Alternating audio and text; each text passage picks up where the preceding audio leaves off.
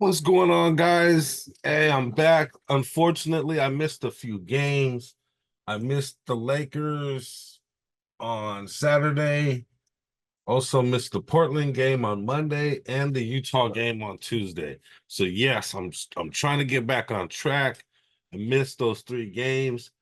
To be honest, I didn't even see those three games. I saw Wait, did I see Portland? I think I saw Portland game. I saw Portland game, but Lakers game, I didn't even see that game. Uh, Everything's happening so fast right now. The start of the season just hit me, bam, all of a sudden. And then Utah, I didn't get a chance to see Utah, not because I didn't want to, but because YouTube TV didn't have the stream going for whatever reason. I saw Deuce and Mo were talking about it too, but for some reason they didn't play the game. It recorded the spot where it was supposed to be, and there was some other stuff that was on the channel at the time, and not the Kings game. So it was kind of weird. It was really strange. And then a bunch of the preseason games weren't on YouTube TV either. So that's why I missed like half of the preseason, and then I missed the Utah game because it didn't even play on YouTube TV. And Lakers, that was just me. I just missed that one. I spaced that one. I didn't even know the game was going on that day. Even though I called it out, it was actually a super busy day for me with school and stuff. But regardless of all that, I'll still go over the stats and stuff like that for those games. Because the Kings, at this point of the season are 2-2. So they lost two and then they won two. So that's pretty much the subject of this video here is, are the Kings getting back on track? Would you consider that back on track? 500, they matched their two losses with two wins. That's where we're at. Did you see that? I didn't even see that. So there's no did you see that segment for today. I do have some scores for you guys though. So as we know, the Kings lost to the Timberwolves at home 117-115. Then the very next day, not the very next day, Saturday, they had a loss to LeBron James and the Lakers, 131-127 in LA, which was a little concerning to me because the LA at the time was 3-0. I need to check their record right now. I'm not sure how LA is doing now, but LA was undefeated at the time. So we kind of expected the Kings to just come in and roll over the Lakers. That didn't happen. And the Lakers actually have a very decent team. We were expecting the Lakers to fall a little bit, but they actually look a little, right now at this point of the season, they look better than they did last year. And that's kind of the same with the Warriors. We didn't expect the Warriors to be very good this year either. But at the beginning of the season, they don't look half bad. So we are going to have a lot of competition going into the season and going into the playoffs. So we're going to need to win all of these games. We can't let any games take any of these games for granted. And then on Monday, October 28th, the Kings beat the Trailblazers 111-98 in a game that I did see. And the Kings did extremely well in that game. It looked very cohesive and beat a team that they should beat. Same with the Jazz. The Jazz, I did not get to see that game, but they went out to Utah and smacked up on some jazz music for a second, 113-96. And the Kings' current standing in the Western Conference is 9th place. With a 2-2 record, they are tied. They are in a 5-way tie in the West Coast. Obviously, it's the beginning of the season. They haven't played enough games to really decide anything yet. But it's interesting to see how many teams are 2-2 right now. And it's also interesting to see the teams that are up higher, which is the Thunder 4-0. I think everybody kind of thought the Thunder would be doing good this year. Warriors 4-1, which I don't think everybody expected the Warriors to be so high so early. Suns 3-1. Same with the Suns. Mavericks 3-1. I think people kind of expected them to do a little bit better in the standings this year. Lakers are 3-2, and the Clippers are tied with us at 2-2. And today is Halloween, October 31, 2024. And I'm your guy here with you to talk about the past few Kings games. And I want to say thank you for being here. Thank you for joining me. Hopefully you'll watch the whole video because I have some really important things to say about the Kings. And I just want to say to all my folks out there and to all you Kings fans, it's your guy, Jay Wood, aka Shy the Man, and I'm back at you with another episode of the Kings Morning After Midday Cup of Joe with Jay.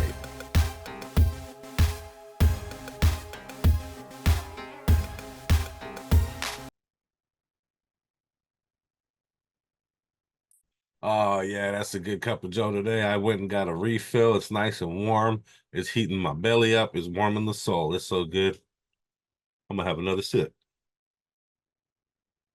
Oh yeah, that's some good Joe today. And today is Thursday. Welcome to the Thursday edition of Sacramento Kings Convo. And my cup of Joe topic is it's just good to see the Kings back at 500. They got out of that little losing slump of 0-2 that they were in. They look primed and ready to get some more victories coming up soon here. So my cup of Joe for today is just that it's good to see these Kings getting into the win column and getting the feel for each other and getting the feel of some wins here. Quick stats. I'm going to give you guys some quick stats from the Jazz game, the last game the Kings played. So as I said earlier, the Kings beat the Jazz 113-96. The Jazz are 0-4 at this point of the season. It's not looking too good for the Jazz, who almost entered a trade with the Kings and with the Warriors for marketing. They have him on the market. It looks like they might just go ahead and start rebuilding without him. So the quick stats from the Jazz game. The Sacramento Kings were holding it down after the first quarter, 34-22. After the second quarter, the Jazz bit into the lead just a little bit. After halftime, the Kings in the third quarter went ahead and handled business, 29-14. And in the fourth quarter, the Jazz actually scored 7 more points than the Kings, but they were not able. And I'm thinking that's probably the difference in maybe garbage time. And they were not able to get close to the Kings, who beat them 113-96. Leading scorer for the Jazz in that game was Jordan Clarkson, who had a decent game shooting. Oh, whoa, Clarkson with no hair. That's kind of crazy. That's what he looks like right now, hair down to his shoulders. So kind of crazy to see him like that, being cut. Okay, yeah, right here. Versus the Kings, he went 8-16, 2 for 7 from three-point land. So Jordan Clarkson had a good night for them. 5 rebounds for him. John Collins had 18. He was also balling too. He had some very good athletic moves to the basket and some good moves on offense. I didn't realize he was so good on offense. He's trying to turn his offensive game up, which is good for him, good for the Jazz. Leading rebounder on the night for the Jazz was Kyle Flipowski, and leading assist getter was Keontae George with 11 big rebounds. And for the Sacramento Kings, our leading scorer, Domantas Sabonis, out there putting in work as usual, beginning of the season with the workman mentality, with 11 rebounds on the night, 4 assists. Second leading scorer was our new guy, DeMar DeRozan, with 20 points, 8 assists, 4 rebounds. De'Aaron Fox with 19 points, 19 big points, 6 assists, and 5 rebounds. Malik Monk with only 7 off the bench. Kevin Huerter had 14 in a game where Kevin Huerter, past few games, has woken up and has decided to wake up and come to the party and has been hitting shots and just has been hitting his long range shot as well. So great to see Huerter back in effect, back in the party, dancing with everybody else. Field goal percentages were kind of low for both teams, really. The Jazz had hovered around 40%. Kings had about 52%. 3-point land, Jazz only 29%. The Kings only 25%, only hitting 8 threes on the night. And the Jazz hit 14 threes on the night. Free throw percentages, Jazz with 85. The Kings had been doing well shooting free throws. For some reason, they were only able to shoot 64% in this game. Rebounding was about the same in the 40s. Assists were about the same in the 20s, mid-20s for both of them. Blocks and steals about equal for both teams. And everything else was pretty much equal. Points in the paint, Jazz had 38 and the Kings had 58. So does that tell a story? I don't know. Maybe, not really. It seems like both stats were kind of up and down, but the Kings were able to hold it down way better than the Kings as far as field goal percentages and rebounding. So it is what it is.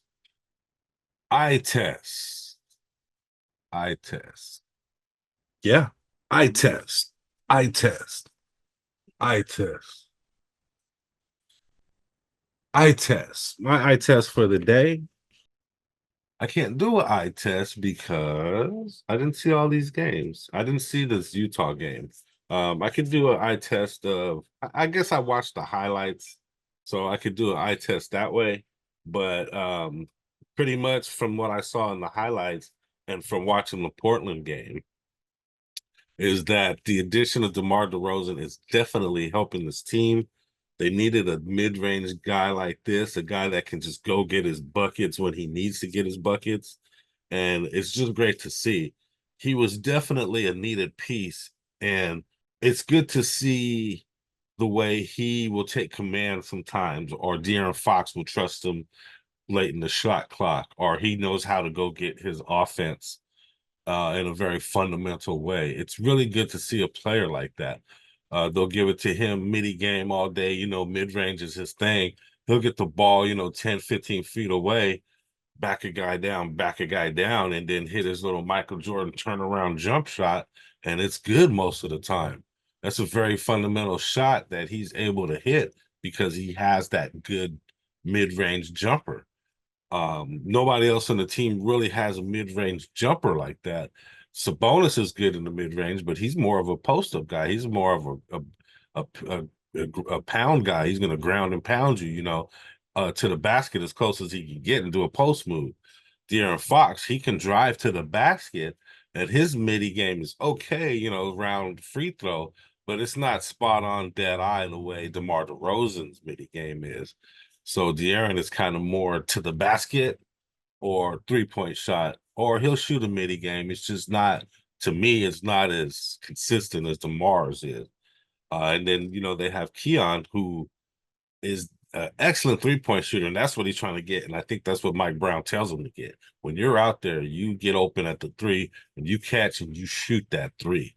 And that's exactly what he does, and he hits it, and it works for the Kings. He's their three, what would you call it, marksman, 3-point marksman that they need out there. And then obviously, who am I missing? Who am I forgetting? Who's playing power forward right now for us? I believe Trey Lyles, I believe, is playing power forward for us. Oh, how could I forget Kevin Huerter? Kevin Huerter's been hitting his shot. Kevin Huerter's been coming into the games and he's been very effective and decent enough on defense to where you can keep him in the game. So playing power forward is actually Keegan Murray playing power forward, playing that stretch power forward role to perfection. Basically took Harrison Barnes' spot at power forward right there. On the road for your Sacramento Kings, and we are underway here inside Delta Center. Fox crosses the timeline, had a historic. And I'm never really allowed to use these highlights like this. I think I'm going to get copyrighted, a little bit, but just wanted to look at a couple of times. Down the 9. AB Keegan wide open in the corner and does not get the friendly roll, but there's that man, Domantas Sabonis. Sabonis, down there rebounding against 3 or 4 people. His first rebound and put marketing. Short shot clock has been an issue in the early going. He got it off with about a second. Just marking with a difficult shot, step back and he hit it. It's a deep 2. Puts it back down on the deck, the left-hand dribble. DeRozan at that midi game pulls up inside 3-point range and can still hit that shot. 36 minutes. George played last night with 17 points and 5 assists. Kevin Huerter looking like he got his shot back. Sabonis agile at 6'11", goes inside, Definitely have to drive all the way to the basket and make that shot like that from the center position. Good to see him get a catch and release like that. Well, it's good, T, because the Jazz has had Starter looking good. Oh, he missed that one.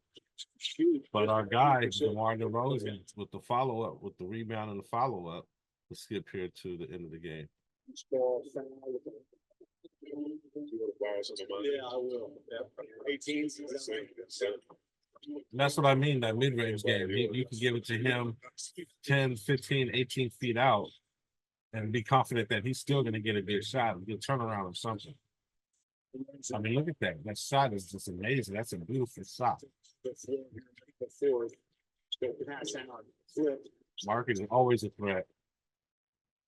And the addition of DeMar DeRozan is going to be effective on most teams because he is such a good shooter.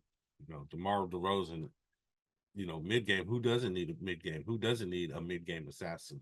So I always knew he would fit in with the Kings perfectly. And to me, it was exactly what the Kings needed, especially a guy that can hit into the game shots or give Fox a break, or not necessarily a break, but a second option for when, you know, Fox and Sabonis, you know, they can't get nothing in the post, or Fox can't get his drive downhill. You know, DeMar is that guy that can back you down into a shot that he can make most of the time. So perfect weapon for the Kings. So bottom line, the Kings morning after bottom line. Today's bottom line is, man, the Kings need to keep playing like this. They're looking good. They're looking cohesive. And now, you know, I always say they need to string some wins together. They got 2 wins in a row. Let's see if they can string it into 3, 4, 5. Really good teams, and teams that climb up in the standings are teams that go on these win streaks 4 or 5 games at a time, 6, 7, 8 games at a time sometimes. And they only have a few losses in between, 1 or 2 losses in between these win streaks that they have. And those are the teams that are usually really high in the rankings or do really well. So in my opinion, that's what the Kings need to do. Keep trying to string together these wins, keep working together the way they have. This team is very cohesive. Every guy is okay with passing, playmaking. Mike Brown wants these guys to shoot though. But they're so good at passing and moving the ball around, and they're so free with the ball that they don't mind passing, and the chemistry just looks good. The ball moves around and shots go in because open guys are taking shots. Keep at it. This is how they need to just keep playing and, you know, show this Western Conference what they got. Next up in Atlanta on Friday, November 1st. Friday, November 1st at 4, I believe that's Pacific time, 4:30 p.m. Pacific time. Got an early game on a Friday. It's kind of interesting. So Friday, November 1st at 4:30 p.m., the Sacramento Kings will be going against the Atlanta Hawks. Be there or be square. And my guess is that the game will be on. It'll be on, hopefully, on YouTube TV and Xfinity and other outlets. And somebody didn't turn the on switch for the game last game. It was weird. They recorded the spot where the game was supposed to be, but the game wasn't there. So I didn't get to see the game. And I heard a lot of people complaining on Twitter, and even the guys on the radio on KHTK 1140 were saying that the game didn't stream. The game didn't play. Guys like Deuce Mason was even tweeting about it. So it wasn't just on my end. Something went down. Somebody didn't hit the on switch for the game. So that's on the producers. So hopefully somebody didn't get fired for that. But yeah, so Friday, tomorrow. And then join me the day after the game around noon. You know, today I'm getting the game. The footage is going to get out a little late. I'm a little late today, but I try to get the game analysis out by noon. So come back the day after around noon for my analysis of the game, or subscribe and click the notification bell, and you'll get a notification when my next analysis comes out. Wouldn't you like that? Get a notification of my analysis and let me know how I did. Make a comment down below. Let me know what you think of my analysis of the Kings game and of the Kings. I'd like to hear your comments. I'd like to get better. I'd like for you to subscribe. So let me know what I can do better or a way I can get you to subscribe to my channel. Betting lines, maybe not. Sometimes they do the game. It's they only do the games that are that day, so there might not be a line yet. Let's see here. No, there's no betting line. They usually only do the betting lines the day of. So no betting line today. But if you want to do some sports bet, there's a link down below in the comments, in my comments that I made in the description of a site that I use for sports betting. I live in California and I'm able to sports bet using that site below. And I bet on games and I bet on boxing and stuff like that. And if you want to do the same thing, click that link below. Plus, you know, a little bit of help. Anything you deposit, I'll get a small, tiny percentage of, and it helps the channel. So that's the way you can help the channel as well. Go check out that link down below. The site is called Bet US or Bet Us, and it's betus.com.pa. But use the link, that way we get some credit for it. All right. I would love if you're watching this right now, you could post a comment or a question or anything. Post a question, and if you post your question before I make the next video, I'll put your question on my next video. And as always, I always ask you to please like the video, share this, and subscribe to the channel, and make a comment. Any of those things would help out the channel. If you want to help out my progress of building this channel, then please do one of those things. Either like, subscribe, share, or comment below. Anytime you do something with the YouTube video, I think you probably already know this, you know, it's engagement and it helps with the algorithm. Let's kick the algorithm's ass and like this content. Please subscribe. I need more subscribers, obviously, and share it on Twitter, share it on Facebook. Be like, hey, there's a new Sacramento Kings analyst in town. His name is Jay Woods. Post him. Or, hey, this dude don't know what he's talking about. You know, whatever it is, make that comment, share, whatever it is. It'll help the channel. Thank you. And I believe I have a motivational speech for you. Motivational speech. I have a motivational comment. All right, and this one, I did some research. In other words, I searched Google, and I found a quote by Mahatma Gandhi. It's a pretty good quote. Learn as if you will live forever. Live like you will die tomorrow. Excellent quote. Learn as if you will live forever. Live like you will die tomorrow. Interesting. And I'm gonna let you feed on that for a second, mull on that for a second, and what do you come up with from that quote?